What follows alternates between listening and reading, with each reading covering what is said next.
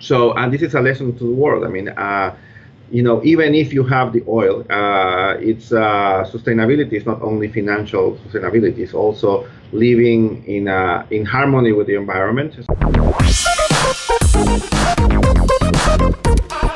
Dante, thank you very much for speaking with Dukascopy TV today. It's a pleasure to speak to you.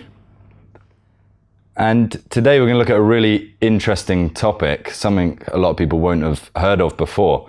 So to start off with, can you just explain to us where is São Tomé and Príncipe and why does it matter?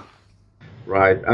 São Tomé and Príncipe, it's a two-island nation off the coast of Nigeria and Ghana. I mean, it's really a small country. I mean, it was discovered very late, and it became independent in 1975 from the Portuguese.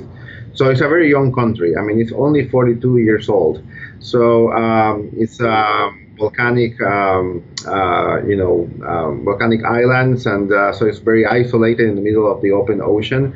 About 200,000 people. So and it matters because there's a lot of poor people there, and about 60% of the population lives below poverty, and the island is growing. I mean, it's a fantastic place. If you have not seen it, it's a tropical paradise, very unspoiled, and but it needs to grow in a sustainable manner. So that's why we care, and we are working with them for the first time over 10 years that we had started working with them, and in the energy sector. So we are very pleased to be there, and that's why we think it's important to let you all know why São Tomé is important to everyone. Mm-hmm. So why, you mentioned energy there, why is it important for us to discuss and talk about renewable energy for São Tomé and Príncipe? Yeah, I mean, this is a small island. So as an island, you are limited in the amount of resources that you have. So when this island started to grow, they, look for diesel generators, and so they were importing oil from Angola. And but it gets to the point when you start growing and growing that you need more and more. But if that's not sustainable, if the prices of oil goes up. And beyond that, financially, they were getting into financial problems, into debt with Angola because the oil is expensive and they didn't have enough production to compensate for that. At the same time, I mean, the islands, they look small in the map, but if you look at the whole area, it's about 1,000 square kilometers. So it's a big mountain. So they have in the past, some hydroelectric plants, and so we're trying to refurbish that one to prove to everyone that renewable energy has a future there, and they can actually live with the own resources the island has, to make them a bit energy independent and live within their own means. And and this is a lesson to the world. I mean, even if you have the oil, it's sustainability is not only financial sustainability; it's also living in harmony with the environment. So they do have water streams, they have sunlight. So these are resources that they are not using well, and they should use more, and that should make the island, self-sufficient in energy, and then it will enable them to actually grow and attract more investment and more tourism. I mean, if they want to grow and get out of poverty, they need to actually to manage their own resources well. So that's why we care, and we don't want countries to spend money on unsustainable technologies. In this case, oil, burning oil is not sustainable, and they need resources for education, for health, for water sanitation, for many other needs. So that's why the World Bank is actually there working in São Tomé and Príncipe. Yeah, you mentioned sustainability there.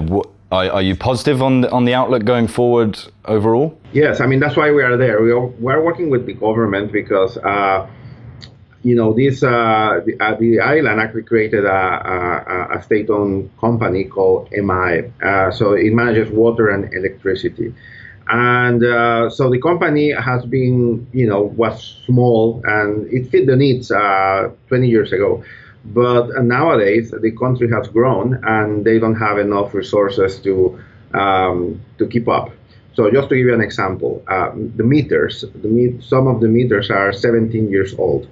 So they don't work. So you have a large segment of the population that do not have meters, so they're getting electricity for free. The company is running into the red day in, day out, and so this is not sustainable. So even if you want to do more renewable energy, you need to make sure that the finances of the off-taker, I mean, whoever's going to pay them for the energy they are generating, it's healthy. So that's why we are working very closely with this utility, EMAE, which belongs to the government of São Tomé and Príncipe, to make sure that they actually are charging users for the electricity they actually are consuming. So it's important to actually to find sustainability not only in the resources but also in the financial terms of the government, because they cannot lose money left and right. I mean, this is a small country, a small government, and they need to manage their resources very wisely. So that's like the plans going forward. What about the current situation? How many people on the islands are without access to electricity at the moment? Yeah. Yes, I mean, this is, just to give you some statistics, about 2/3 of the population is considered poor. So they don't have enough money to satisfy their basic needs, housing, food, education, health expenditures. And so it's 2/3. And half of the population is outside the grid, so they don't have a connection to the electricity.